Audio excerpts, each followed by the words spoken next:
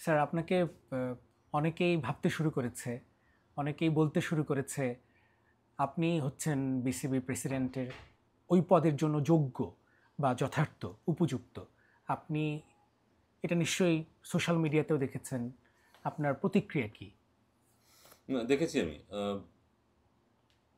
আ হয়তো আমাকে অনেকে পছন্দ করে, ব্যক্তিগতভাবে পছন্দ করে বা সোশ্যাল মিডিয়াতে অনেকেই অনেক সময় দেখেছি আ আমার সাথে যোগাযোগ হয় এবং আমাকে তারা পছন্দ করে। আমার মনে হয় এটা সে কারণেই। আ যোগ্য লোক তো নিশ্চয়ই আছে, আরো আছে। যোগ্য লোক অনেকেই আছে। Uh but I am thankful to them যে তারা এরকম মনে করে। মানে প্রেসিডেন্টশিপটা বড় কথা না। মানে তারা যে আমাকে মনে করে এই কাজ করার যোগ্য, ক্রিকেটের জন্য কাজ করার যোগ্য সেটা খুব ইম্পোর্টেন্ট। কারণ সাধারণ মানুষের যে পারসেপশনটা সেটাও কিন্তু এমনি আসে না। ক্রিকেট বোর্ড যদি ভালোভাবে চলতো তাহলে নিশ্চয়ই চিন্তা করত না। আ ব পরিবর্তনের চিন্তাটা কারো মাথায় আসতো না। ক্রিকেট বোর্ড যেহেতু ভালোভাবে চলছে না, তাই সবাইকে ভাবতে হয়েছে যে কার কাছে গেলে এটার একটা পাওয়া যাবে। সো সেখানে নিশ্চয়ই অনেকের কথাই তাদের মাথায় আসে। তাদের মধ্যে আমিও হয়তো একজন। বাট প্রেসিডেন্টশিপ এর ব্যাপারটা একটু অন্যরকম হয়ে যায়। বাট অবশ্যই ক্রিকেট বোর্ডে আ যদি আমাদের কিছু করণীয় থাকে, আ ওখানে রোল প্লে করার থাকে, সেটা তো ডেফিনিটলি আছেই। স্যার, ছাত্র জনতার অভ্যুত্থান এবং আপনাকে মানুষ ভালোবাসে, আপনি গ্রহণযোগ্য ব্যক্তি, আমরা এরকম মানুষই চাই। আমি একজন ক্ষুদ্র সংবাদকর্মী হিসেবেও এরকম মানুষ চাই যাকে মানুষ পছন্দ করে এবং যিনি খুব শৃঙ্খলার ব্যাপারেও কঠোর।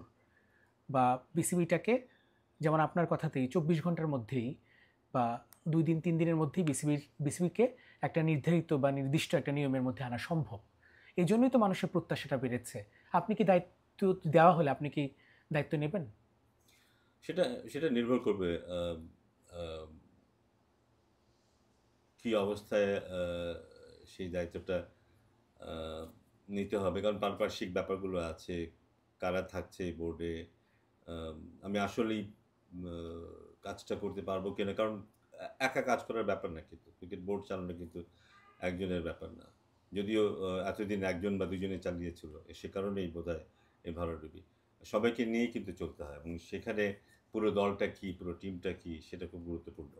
ভালো একটা টিম হলে আমার মনে হয় যে কেউ অনেকেই আছে যারা ক্রিকেট বোর্ড পরিচালনা করতে পারবে। সো সেরকম কিছু থাকলে অবশ্যই আ এখানে না বলার কোনো কারণ থাকবে না। স্যার, এই যে আপনি কাজ করতে চেয়েছেন সবসময় বিসিবির জন্য, দেশের জন্য, ক্রিকেটের জন্য কাজ করতে চেয়েছেন এবং এজন্যই তো আপনি সক্রিয়ভাবে ছাত্র জনতার অভ্যুত্থানে গিয়েছিলেন। সমর্থন দিয়েছেন। বৃষ্টির মধ্যে আমরা আপনার ছবি দেখেছি, আপনাকে দেখেছি আমরা। আপনি নিশ্চয়ই স্বস্তিই পেয়েছিলেন নিঃসন্দেহে। না, অবশ্যই মানে আ আমরা কেউ হয়তো ভাবিনি যে এত দ্রুত এটার সমাধান হয়ে যাবে। আন্দোলন যে সময়টা আমরা মাঠে নেমেছিলাম অগস্টের শুরু থেকে যেভাবে আ যে এক্সটেন্ট এটা চলছিল, সেখানে হয়তো সবাই ধরে নিয়েছিল এটা আরো লম্বা সময় ধরে এটা চলবে। থ্যাঙ্কফুলি সেটা হয়নি। আ ছাত্রদের এবং দেশের মানুষের এই তীব্র প্রতিবাদের মুখে আ আ সরকারকে নামতেই হলো। স্টেপ ডাউন করতেই হলো। এটার জন্য আল্লাহর কাছে আ কৃতজ্ঞ যে এত আরো ক্ষতি হয়নি আমাদের। এবং এটা ডেফিনিটলি খুব স্বস্তিদায়ক যে আমরা আস্তে ধীরে পুরো দেশটাই স্বাভাবিক হয়ে যাচ্ছে। সবাই যার মতো কাজ করা শুরু করেছে। তারপরে অবশ্য একটা কথা প্রায় মনে পড়ছে এর মধ্যেও যে আ যারা শহীদ হলো যাদের জীবনটা চলে গেল, এত অল্প বয়সে আম এত মেধাবী ছেলেদের, মেয়েদের সাধারণ মানুষও আছে এখানে। সেটা সেই কষ্টটা মাঝে মনে হয়। স্যার, দেশের অবস্থা ক্রিকেট বোর্ডের মতোই বা দেশের অবস্থার মতো ক্রিকেট বোর্ড। ক্রিকেট বোর্ডে পরিচালকরা আত্মগোপনে খুঁজেই পাওয়া যাচ্ছে না। এই অবস্থা তো হতো না। স্যার, এই অবস্থাটা কেন হলো স্যার? আম না, ভালো কাজ করলে তো লুকানোর কোনো প্রয়োজন পড়ে না। কেউ যদি জানে যে আমি ভালো কাজ করেছি, ভালো কাজ করলে মানুষের সমর্থন থাকবেই। মানুষ পাশে দাঁড়াবে। যারা জানে যে তারা ভালো কাজ করেনি, তাদের নিজেদের নিয়ে নিজেদেরই শঙ্কা আছে। তারাই আসবে না। এটা খুব স্বাভাবিক। এবং তারা আসেওনি। সামনে আমরা জানি যে মেয়েদের বিশ্বকাপ আছে এবং এই সময় বিশ্বকাপের এই সময়টায় তাদের ইনভলভমেন্টটা খুব জরুরি ছিল। মেয়েদের বিশ্বকাপটাকে যে আমরা রাখতে পারি বাংলাদেশে, সেক্ষেত্রে তাদের ভূমিকাটা খুব জরুরি ছিল। এবং তাদের অনেককেই বেশিরভাগকেই আমরা দেখিনি কিন্তু। হাতে গোনা কয়েকজন হয়তো এখনো আছেন। বাট বাকিদের আমরা দেখিনি। নিশ্চয়ই সে কারণেই যে তারা ভালো কাজ করেননি হয়তো অনেক ক্ষেত্রে। যে কারণে তারা সেই সাহসটা দেখাতে পারেননি। তাদেরকে অন্তরালেই থাকতে হয়েছে। বৈষম্য বিরোধী ছাত্র আন্দোলনের সমন্বয়ক এবং ক্রীড়া উপদেষ্টা, যুব ক্রীড়া উপদেষ্টা আসিফ মাহমুদ তিনি বলেছেন দেশেই যেন নারী বিশ্বকাপটা থাকে, সেজন্য যা কিছু করার বিসিবিকে করতে হবে। আপনার কি মনে হয় স্যার, ওই একটা তরুণ ছেলের দিকে ২৬ বছর ১ মাস তার বয়স, আমরা কতটুকু প্রত্যাশা করতে পারি? ২৬ বছর ১ মাস বয়সের ছেলে যদি এমন অভ্যুত্থানে লিড করতে পারে, ১৬ বছর বা ১৫ বছরের একটা সরকারকে ১৫ দিনের একটা আন্দোলনে নামিয়ে আনতে পারে, তাহলে তারা অনেক কিছুই করতে পারে। আম আমার মনে হয় বয়সটা একটা ফ্যাক্টর না। যারা বয়স্ক ছিলেন, দীর্ঘ অভিজ্ঞতা, ১৫-২০ বছরের অভিজ্ঞতায় আগে যারা লিড করেছেন, তারা কি করেছেন না এটা কিন্তু আমরা জানি। আমার মনে হয় এখন সময় এসছে তরুণদের উপর নির্ভর করার। এখন সময় এসছে ওরাই হয়তো আমাদেরকে পথ দেখাবে কি করতে হবে না করতে হবে। সো আমি খুব আশাবাদী যে এরা এরা এরা যুগান্তকারী বলবো আমি, যুগান্তকারী সিদ্ধান্তগুলি নিবে, যেটা কিছু অলরেডি আমি দেখেছি। এবং তারা ঠিক সিদ্ধান্তটাই নেবে। ক্রিকেটের ব্যাপারটা এমন যে ক্রিকেটের ব্যাপারে সবাই কিন্তু আগ্রহী, জানে, ক্রিকেটকে ঘিরে সবারই কিন্তু চোখ থাকে কিন্তু।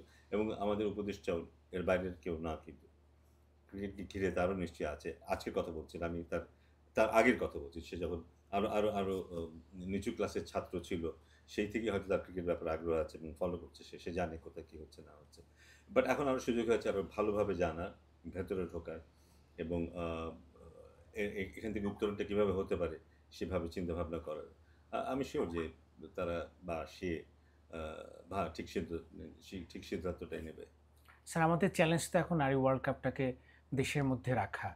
সে ব্যাপারে বিসিবি, এই যে নেতৃত্বহীন বিসিবি প্রেসিডেন্ট নেই, প্রভাবশালী পরিচালকরা নেই, সমন্বয়টা করবে কে? আইসিসির সঙ্গে কথা বলবে কে? না, এখন যারা আছে তারাই বলবে। কিন্তু তারা কি বলবে, কেমন করে বলবে, কার কোন উদ্দেশ্য, কার কোন অ্যা এটা আমি নিশ্চিত নই। কারণ এখনো কিন্তু ভেতরে অনেক জায়গায় অনেক কিছু হচ্ছে কিন্তু। এখনো ভেতরে অনেক জায়গায় অনেক কিছু হচ্ছে। অনেক ধরনের sabotage ও হচ্ছে। সো অনেকে নাও চাইতে পারে যে এখানে বিশ্বকাপটা হোক। বিশ্বকাপটা হয়ে যাওয়া মানেই কিন্তু এই সরকারের একটা বড় সফলতা। এত কিছুর পরেও তারা সবকিছু এত দ্রুত সব ঠিক করে ফেলেছে এবং বিশ্বকাপটা করতে পেরেছে। এটাই সরকারের বিশাল একটা সফলতা। আর যদি বিশ্বকাপটা না হয়, সেটা কিন্তু এক ধরনের ব্যর্থতা হিসেবেই কিন্তু অনেকেই দেখবে হয়তো। ইন্টারন্যাশনালি হয়তো সেভাবেই দেখবে। সো এখানে খুব সাবধানে কিন্তু আমাদেরকে সিদ্ধান্ত নিতে হবে। আ আ we must choose the right people যারা আইসিসির সাথে কমিউনিকেট করতে পারবে এবং ঠিক আ ঠিক ঠিক ইনটেনশন নিয়ে তারা সেটা করবে। এটা খুব জরুরি। স্যার, আপনি